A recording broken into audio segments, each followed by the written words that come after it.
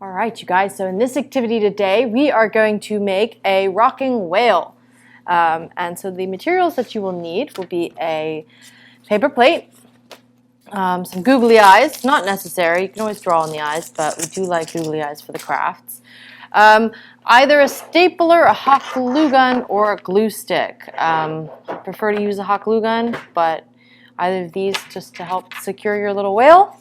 A pair of scissors. Sharpie, well, a black pen, and Crayola or some paint. Remember, if you're going to be painting, to put on a paint shirt and to protect your table with newspaper.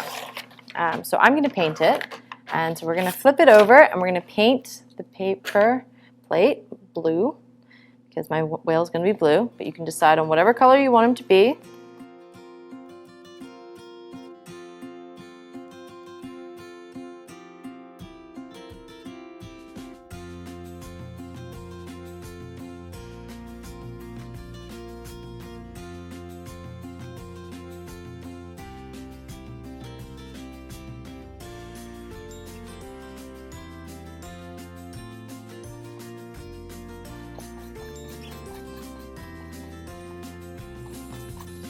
So now once you've completed that, this craft is actually quite simple to do. So I'm sure all ages can do this.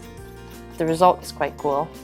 So when you go out there looking for whales, we find it's easy if you when you turn the engine off, that you listen for the psh, and it's the sound of the whales coming up to the surface and breathing. And that's often the first thing that you'll see or hear. In our case, we heard it, and then you're able to locate the whale and he flips on over. All right, so you're going to paint your paper plate, and you kind of want to let it dry a little bit, so maybe set it aside and dry it, but I've already done one for you so that I can show you the next step. So then what you're going to do is you're going to fold them in half.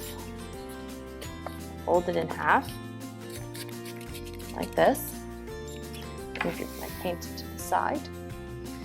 And then you're going to take this bit here and you're going to fold it over like that. Okay? Then you're going to open your whale. You're going to fold that bit down and you're going to close it again. So now this is the front of my whale. You can kind of see. So then you're going to hot glue this together or staple it. I'm going to staple it, maybe.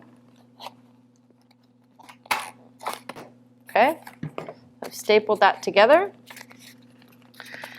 So now I want to create the tail. So what you're going to do is you're going to take your marker and this is going to be the top of your whale here. So he's going to go like that and like this to here. Okay, so you're going to go down the back of the whale and then up the tail and then you're going to go right there.